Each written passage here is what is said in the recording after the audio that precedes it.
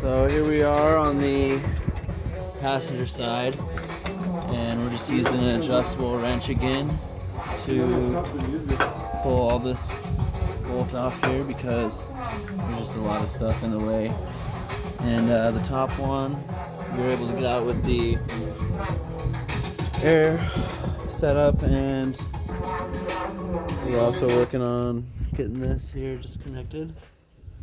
So we just got that C-pin in there we gotta take off, and then pry this on out and get that separated. And what that'll allow us to do is have this whole exo-frame basically disconnected here.